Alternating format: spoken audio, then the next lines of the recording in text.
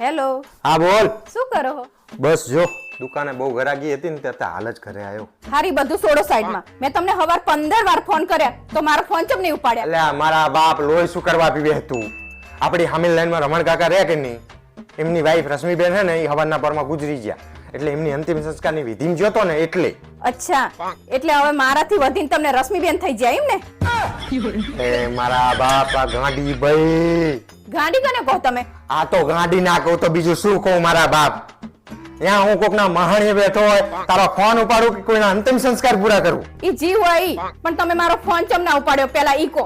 એ હા મારા બાપ, હા હવેથી ઉપાડી લઈશ બસ. હા ઈ તમે ગમે ત્યાં હોય, તમે ગમે ઈ કરતા હોય, પણ જો મારો ફોન એક રીંગે ના ઉપાડ્યો ને તો તમારું આઈ બન્યું ને યાદ રાખજો. એ હા હા ને હા. બીજું કઈ? બીજું શું હોય? તમે મને મારા પિયર થી લેવા ચમ ના આયા? અરે તને ખબર તો હે કે આજકાલ